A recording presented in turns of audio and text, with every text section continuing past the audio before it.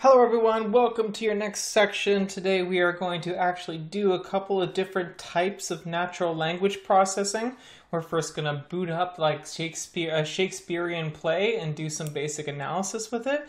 We're going to show you how to use sentiment analysis very basically, as well as a couple other things. So you're going to start to understand the basics of natural language processing code beyond just playing with a couple of initialization scripts and like making a couple of functions work. We're actually going to upload a corpus that we're going to do a couple of different analytic tricks on, and then show you some indexing and all different types of good stuff with natural language processing. So first, we're going to learn how to process text for a natural language processing analysis. We're going to get the text down to a point where we can then start to run a statistical test on it, which we'll run in our next section. We're going to learn how to upload and practice with Natural Language Toolkit Corpy. We're going to deal with the Shakespeare play today, Macbeth, one of my favorites. So you're going to learn how to do take large bodies of text and start to analyze them. And we're going to create one NLP function, which is a very simple basic process of natural language processing called text denoising, which I'll explain to you in a bit. Last thing we're going to do is we're going to set up something called an n-gram analysis. We're going to create n-grams. So what are our definitions? First, what is text denoising? Basically, text denoising is removing words that are kind of super repetitive or exist in so much of English language that they render themselves basically useless for analytics. Words like the, is, they occur so much in language that they create noise when we try to analyze things, because all of those words are just so common that they end up making the things that are less common a little not come to the surface as much. So a common thing with natural language processing is to do something called denoising, which is removing very common or unnecessary words. The next thing we're going to learn is how to do n-gram analysis, which is essentially taking pairs of or sets of words one at a time and seeing how often those phrases come about. Think of it like if I take the first two words of every sentence, like a sentence like, I love to learn data science. If this was a 2-gram or a bigram analysis, each pairing of words would be like, I love is one, love data is the next, data science is the next bigram, okay? So each of those three sets of pairs of words would be a 2-gram analysis, and we're going to look at that a little bit more. Okay guys, so with that in mind, we're going to hop into our syntax section, and I'm going to show you how all this code is going to work out for us and how it plays out. Okay, so first things first, like always, we are importing a set of packages here. The first thing we're uploading or loading into memory is some of the corpus that we downloaded from our previous section. We're getting the Gutenberg corpus, which contains our William Shakespeare plays. We are then importing the n-grams function, so we can play with n-grams a little bit, at least create n-grams, so we could do some NLP perhaps later on. And then we also are downloading the sentiment analysis package, so we can pass in some text and have it give us the sentiment for it, okay? So that's basically what we have here. We have two functions and a corpus that we're gonna download some text from. The first thing you see here is something we haven't really looked at in a little bit, which is a function. Remember how our function syntax works. We go define, we give the name of the function, and then we tell it any parameters that it needs to have passed through it. So this says, in order to remove noise, it needs some text if we were to pass this function in. We then create a list of noise words here. Is, this, and this ... is representing what other words that we want to include to denoise. This is including ellipses, but the is another word that we might want to include in this as well. It then takes our input text and splits it into a list by using that split command I mentioned before. It looks like the default for split is 4 spaces, so they didn't include the space like I did before. Here is something really interesting that you haven't been exposed to yet. This is a one-line for loop with an if conditional statement. This is called a list comprehension. brie. I'll just do that there. And so what this is saying is you have your for loop here for word and words. You then put your conditional statement to the right, which is, this needs to be true, and then you put the parameter for the word, like what is going to go into the list on the left-hand side of the for loop. So in this case, if a word is in the noise list, it's not going to run this here. You can look at the syntax for list comprehensions to see how else works in these, but these are very, very useful as you start to master for loops. You're going to start to do more of these list comprehensions because they're very easy to do. They're one-liners and they're nice and parsimonious. So this is really just like 3 lines where we have for all the way here, and then we have our conditional statement, which would have continue, and then either an else statement. So this would be like 4 lines that we've just condensed into 1, and we've created that list called noise-free, with noise-free words, words without noise. Lastly, we convert this list back into a string by using the .join function. What .join does is it will put all of the elements of a list together, separated by whatever characters you place in here. Okay, so this is saying put all the characters back together in this list and separate them by a space.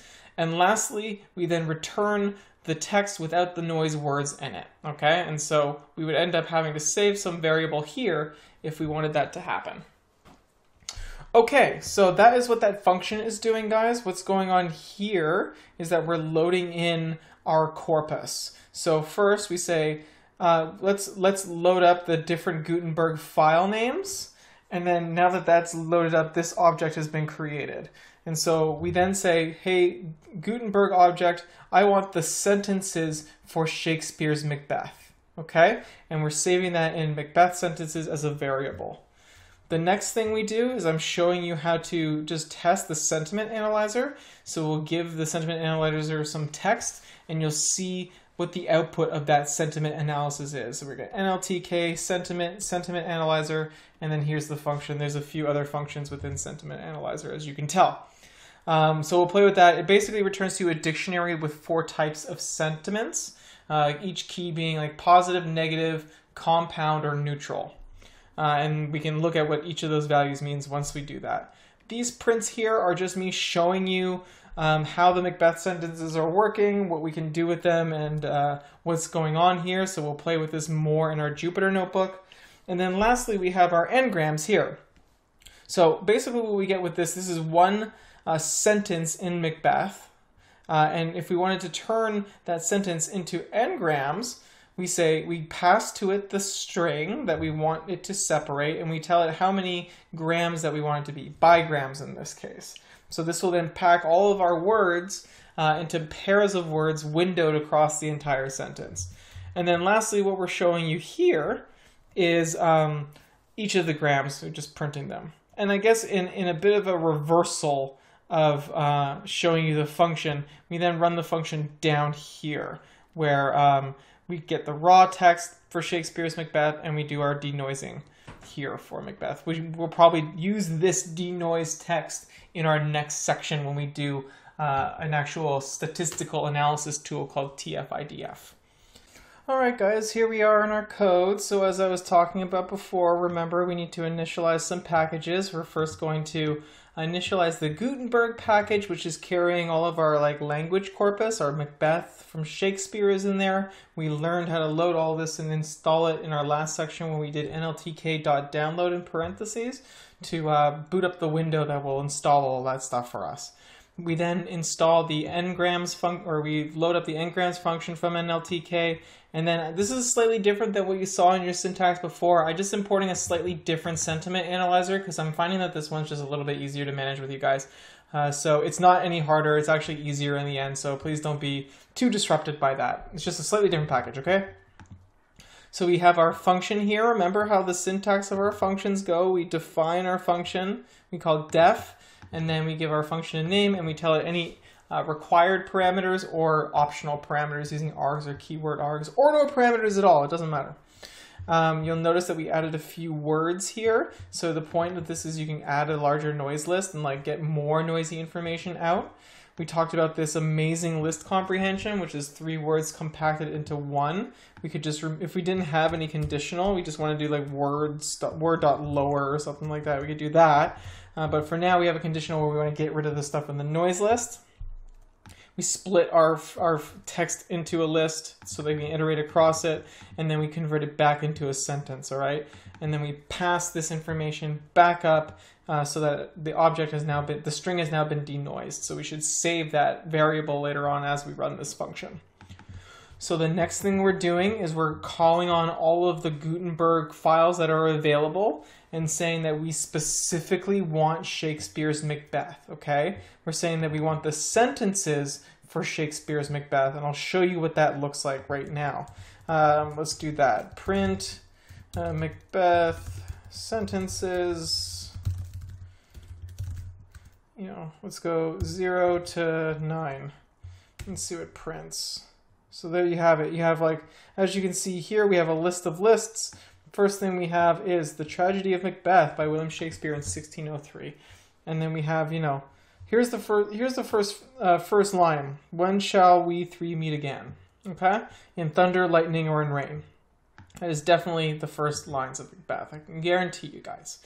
So with that, we now have our sentences. Now what happens if we just pull up the raw? We go Gutenberg.raw and we don't want all of this delineated by sentences. We might want to like figure out our own way of doing that. So let's first see what kind of object raw is. I told you ahead of time that Macbeth sentences was a list, but it's not abundantly clear to me what this could possibly be. Let's also just close that up first. What we see is it's a string, okay? Well, that's useful for us. Oops. Sorry, guys. It's a string. Okay, so that means if we index this, print Macbeth from 0, like for the first 200 characters, what do we get? We get what looks like a lot easier to read, and it's the entire string as opposed to having all that extra dirty information in there, right? So what we can do now is see if we can denoise this this phrase or this set of sentences and see if we can see if it actually works. So let's go Macbeth is there, and then we're just going to pick Macbeth this time because it's now been limited to the first 200 characters. So you remember from our denoising we had when and we that we added in there, and we do have when and we originally. So let's see if we denoise this accurately. When is gone. When shall three meet? We is gone as well. So this denoising actually did work, okay? The next thing I want to show you is sentiment analysis. So I'm going to show you these 3 lines of code next. First thing we do that was a little bit different is that we're not calling the same sentiment analysis object. We're calling this sentiment analysis object, which is the Vader sentiment intensity analyzer up here, okay? Vader is just another algorithm that does the same thing. In order for us to then calculate the sentiment of this, we call SID polarity scores, and we pass into a string. I'm going to show you the string called "This is awesome," and then we're going to print that dictionary, and you'll see what that looks like, okay? So let's just print that. You'll see that it says that it is not a negative phrase. It might be slightly neutral. It's definitely positive, and it's predicting that this is compound positive, okay? Look at how some of this is subtle, though. Let's now just lowercase this and see if this influences the results. Remember these numbers. The numbers have changed, guys. So this sentiment analyzer notices or realizes that when you capitalize something, the intensity of the emotion should be a little bit stronger. We can know this sucks and see how that works. Well, this definitely is a negative sounding phrase. It definitely was able to connect that. It thinks it might be slightly neutral, but it also agrees that a compound analysis is probably not positive. It also handles slang a little bit too, guys. So let's see here. It actually gives the same result because sucks and sucks with an X is basically the same. So this is a really powerful little sentiment analyzer that you can customize yourself. I do highly recommend that you go into the documentation for Vader and start playing around with it yourself because it can be very, very useful. The last thing I want to show you guys is this here. In fact, why don't we just remove that because we did all of this already. This next thing is creating n-grams. the first thing we're doing here is we're saying, hey, let's go into our Macbeth sentences and see if we can pair up words as much as we can. We basically just want bigrams because we're saying, go through this sentence and give us the pairs of 2. We can add 3s if we want. And so what it does is it creates an object, an n-grams object that we can then iterate across. Let's see what that looks like. So there you go. When the hurly, burly, you have all of these n-grams. Let's add 3 to this and create trigrams. There you have it. Trigrams definitely exist in this sentence. So with that in mind, guys, I think we should call it there. What did we learn today? We learned about denoising. We learned about sentiment analysis and n-gram analysis. We also learned how to access Natural Language Toolkit CorPy for basic testing. So the point of this class was really to just show you how easy some of these NLP techniques can be out of the box, but also how advanced there possibly could be as we get more into it, because we still have at least one more class where we can play with things a little bit. So I'm hoping you understand how powerful natural language processing in Python can start to be now that we're starting to get our feet wet with some of the very basic techniques around it. In our next class, we're going to try and integrate some statistical analysis into our NLP by conducting a TF-IDF estimate, which is basically like how unique sounding this document is. So with that, guys, thank you very much, and I'll see you next one.